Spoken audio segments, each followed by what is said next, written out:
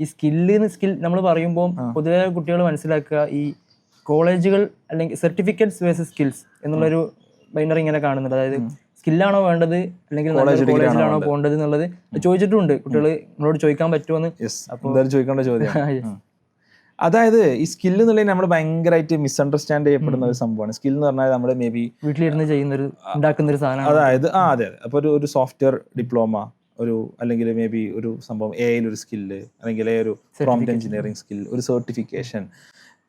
Actually ഏറ്റവും പെട്ടെന്ന് replace ചെയ്യാൻ പോകുന്ന ഒരു സംഭവം എന്നുള്ളത് നമ്മുടെ ഇത്തരത്തിലുള്ള ഹാർഡ് സ്കിൽസ് ആയിരിക്കും. അതായത് ഒരു കോഡിങ്, ഇപ്പൊ കോ പൈലറ്റോ അല്ലെങ്കിൽ ക്ലോഡോ നമ്മളെക്കാളും നന്നായിട്ട് എന്ത് ചെയ്യുന്നുണ്ട്, ഇപ്പൊ പെട്ടെന്ന് കോഡ് ചെയ്യുന്നുണ്ട് അല്ലെ, നമ്മളിപ്പോ കാണുന്ന ഒരു സംഭവമാണ്. അതേപോലെ തന്നെ ഡാലിയോ അല്ലെങ്കിൽ സോറയോ ഒക്കെ ഇമേജസ് VO3 അടിപൊളിയായിട്ട് വീഡിയോസ് ക്രിയേറ്റ് ചെയ്യുന്നുണ്ട്, ഇമേജസ് ക്രിയേറ്റ് ചെയ്യുന്നുണ്ട്. ഇതൊക്കെ നമ്മളൊരു പ്യൂർലി ഹ്യൂമൺ സ്കിൽസ് ആയിട്ട് അല്ലെങ്കിൽ ഹ്യൂമൻ ക്രിയേറ്റിവിറ്റിയുടെ ഒരു ഭയങ്കര സംഭവമായിട്ട് നമ്മൾ വിചാരിച്ച സംഭവങ്ങൾ അതൊക്കെ ആർട്ട്. അപ്പോൾ ഇവിടെ actually as of now irreplaceable ആയിട്ടുള്ള സംഭവം എന്നുള്ളത് ഹ്യൂമൻ കണക്ഷൻസ്, അതേപോലെ തന്നെ എംപതി അല്ലെങ്കിൽ അത്തരത്തിലുള്ള ഒരു ഹ്യൂമൻ സ്കിൽസ് ആണ്, റൈറ്റ്? അതേപോലെ ഇത്തരം ഹ്യൂമൻ സ്കിൽസ് നമ്മൾ എവിടുന്ന അല്ലെങ്കിൽ സോഫ്റ്റ് സ്കിൽസ് നമ്മൾ എവിടുന്ന ബിൽഡ് ചെയ്യുക എന്നുള്ളൊരു ചോദ്യമുണ്ട്. സ്കിൽസ് എന്നുള്ളത് നമ്മൾ ഏതെങ്കിലും ഒരു സ്കിൽസ് ഏൺ ചെയ്യാൻ ഒരുപാട് മാർഗങ്ങളുണ്ട്. വൺ ഓഫ് ദ വേസ് നമ്മൾ ഏതെങ്കിലും സർട്ടിഫിക്കറ്റ് പ്രോഗ്രാമിന് ചേരുക എന്നുള്ളതാണ്, റൈറ്റ്? ഇപ്പം ഞാൻ എൻ്റെ കമ്പനിയിൽ ഹയർ ചെയ്യുമ്പോൾ ഞാൻ നോക്കാറുള്ളൊരു സംഭവം, ഞാൻ ശ്രദ്ധിക്കാറുള്ളൊരു സംഭവം, എന്തെങ്കിലും ഡിഗ്രി ഉണ്ടോ എന്ന് നോക്കും. അതെന്തിനാണെന്നറിയോ? അപ്പോൾ ആ ഡിഗ്രി കൊണ്ട് അയാൾ എന്തെങ്കിലും BSc കെമിസ്ട്രിയോ ഫിസിക്സ് എന്തെങ്കിലും പഠിച്ചോ എന്ന് അറിയാനല്ല. നേരെ മറിച്ച് at least he has survived 3 years, he has grinded 3 years. ആ ഒരു 3 വർഷം ചെയ്തിട്ടുണ്ട്, ഒന്നില്ലെങ്കിൽ അവിടെ സ്പെൻഡ് ചെയ്തിട്ടുണ്ട്. He is patient enough to do that. ഇത് വളരെ പ്രധാനപ്പെട്ട ഒരു സ്കില്ലാണ് ഈ സ്കില്ല്. അതേപോലെ തന്നെ നമുക്ക് എവിടുന്ന ഈ സ്കിൽസ് കിട്ടണം എന്നുണ്ടെങ്കിൽ അതിന് റൈറ്റ് ആയിട്ടുള്ള ഒരു എൻവയോൺമെന്റ് വേണം. അതാണ് ഞാൻ എപ്പോഴും കുട്ടികളെ പുഷ് ചെയ്യുന്നത്. നിങ്ങൾ നല്ല സ്ഥലത്ത് പോവുക, ഏറ്റവും നല്ല സ്ഥലത്ത് പോവുക. It doesn't matter what degree. നിങ്ങളൊരു ജനറലിസ്റ്റ് ആണെങ്കിൽ നിങ്ങൾക്ക് ഏതെങ്കിലും ഒരു ഏരിയയിൽ വളരെ നീഷ് ആയിട്ടുള്ള ഒരു ഇൻട്രസ്റ്റ് ഇല്ല എന്ന് വിചാരിക്കുക, right? It doesn't matter what degree you do, but it matters where you go. ഇപ്പൊ നിങ്ങളൊരു സ്ഥലത്ത് പോയി കഴിഞ്ഞാൽ, ഇപ്പൊ നിങ്ങൾ ജാമ്യ മില്ലയിൽ പോയി, നിങ്ങൾക്ക് ഒരിക്കലും ഇപ്പൊ കേരളത്തിൽ UG ചെയ്തൊരു അനുഭവം ആയിരിക്കില്ല നിങ്ങൾക്ക് ജാമ്യ മില്ലയിലുണ്ടാവും, ശരിയല്ലേ? നിങ്ങളുടെ ചുറ്റും സറൗണ്ടഡ് ആയിട്ട് വേറൊരു റേഞ്ചിലുള്ള ആൾക്കാരുണ്ടാവും, വേറെ റേഞ്ച് ഓഫ് ഈവൻസ് ഉണ്ടാവും, വേറൊരു കൾച്ചറിലോട്ട് നിങ്ങൾ പോവാണ്. നാട് തന്നെ വേറെയാണ്. നിങ്ങൾ ഒരുപാട് കാര്യങ്ങൾ എന്ത് ചെയ്യുന്നുണ്ട്, ഒരുപാട് സംഭവങ്ങൾ ലേൺ ചെയ്യുന്നുണ്ട്. ഫോർ എക്സാമ്പിൾ, ഇപ്പൊ ഞാൻ ഇങ്ങനെ ആലോചിച്ചു, ഞാൻ IIT പോകുമ്പോൾ എങ്ങനെയായിരിക്കും നമ്മൾ സർവൈവ് ചെയ്യുക? കാരണം ഞാൻ അതുവരെ ഹോസ്റ്റലിൽ നിന്നിട്ടില്ല.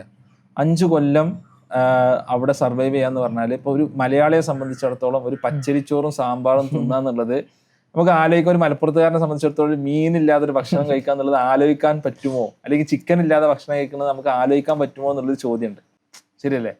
അപ്പോ പക്ഷെ എന്ത് ചെയ്താൽ നമ്മൾ സർവൈവ് ചെയ്തെന്നുള്ളത് എന്താണ്, വലിയ സ്കില്ലാണ്. അത് നമ്മളെ റെസ്യൂമേൽ ആഡ് ചെയ്യപ്പെട്ടില്ലെങ്കിൽ പോലും ഇറ്റ് ഷോസ് അവർ എന്താണ് ഒരു കറേജ് അല്ലെങ്കിൽ നമ്മളെ ഒരു അഡാപ്റ്റബിലിറ്റി എന്നുള്ള ഷോ ഉണ്ട്.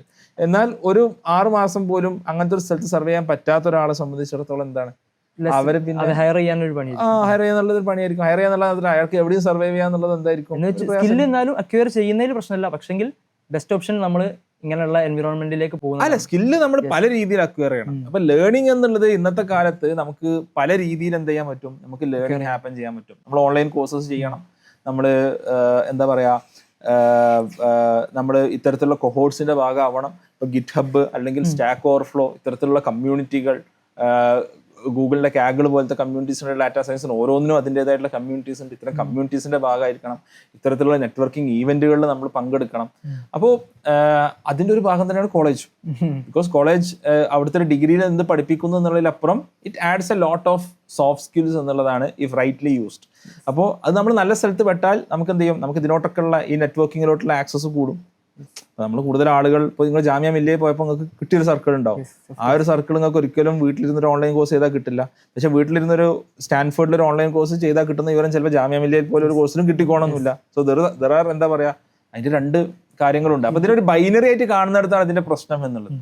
ഇതിൽ നമ്മൾ ഇപ്പോൾ ഒരു സ്കില്ല് അക്വയർ ചെയ്യുന്നതിനപ്പുറത്തേക്ക് ഇന്ന് നമ്മൾ നിർബന്ധമായിട്ടും ചെയ്യേണ്ട കാര്യങ്ങളുണ്ടാവുമല്ലോ. ഇപ്പോൾ ഒരു മനുഷ്യന് ഇന്ന രീതിയിൽ ലേൺ ചെയ്യാന്നുള്ള അങ്ങനെ എന്തെങ്കിലും, ഇപ്പോൾ നമുക്ക് ഉദാഹരണത്തിന് പറഞ്ഞാൽ എല്ലാം അഡാപ്റ്റ് ചെയ്യാൻ പറ്റുക എന്നുള്ളൊരു സ്കില്ല് നമ്മൾ ഡെവലപ്പ് ചെയ്യണമെന്ന് പറയുമ്പോൾ ഏത് രീതിയിലേക്ക് പോയാലും അവിടെ നമ്മൾ അഡാപ്റ്റ് ചെയ്തിട്ട് അവിടെ നിന്ന് എന്താണോ എടുക്കാൻ പറ്റുന്നത് എന്നുള്ളതൊരു സ്കില്ലാണ്. ഇപ്പോൾ ഇരിക്കാൻ പറ്റുക എന്നുള്ളതൊരു സ്കില്ലാണല്ലോ. പലപ്പോഴും പല ആൾക്കാർക്കും പ്രശ്നം ഇരിക്കാൻ പറ്റുന്നില്ല, പഠിക്കാനിരിക്കാൻ പറ്റുന്നില്ല, അല്ലെങ്കിൽ ഒരു സ്കില്ല് ലേൺ ചെയ്യാൻ ഇരിക്കാൻ പറ്റുന്നില്ല.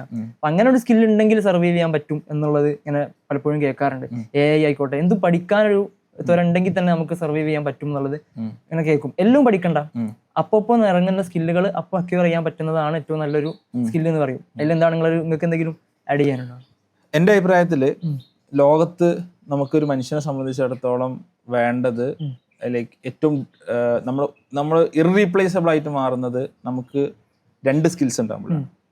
ആ 2 സ്കിൽസ് ഏതെങ്കിലും ഒന്നുണ്ടായാൽ തന്നെ നമ്മൾ ഒരിക്കലും അൺഎംപ്ലോയിഡ് ആവില്ല. ഇത് അൽമനാക് ഓഫ് നേവൽ രവികാന്ത് എന്ന് പറഞ്ഞ പുസ്തകമുണ്ട്, വായിച്ചിട്ടുണ്ടോന്ന് അറിയില്ല. വളരെ മനോഹരമായിട്ടുള്ള ഒരു ഫ്രീ PDF നിങ്ങൾക്ക് ജനറേറ്റ് ചെയ്യുന്നത്. നേവൽ രവികാന്ത് ഒരു ഇന്ത്യക്കാരനായിട്ടുള്ള ഒരു ബോയ് US ചെന്നിട്ട് അദ്ദേഹത്തിന്റെ ഒരു സർവൈവ് ഒക്കെ ചെയ്ത് ഒരു വലിയൊരു ഇൻവെസ്റ്ററായി മാറിയ ഒരാളാണ്.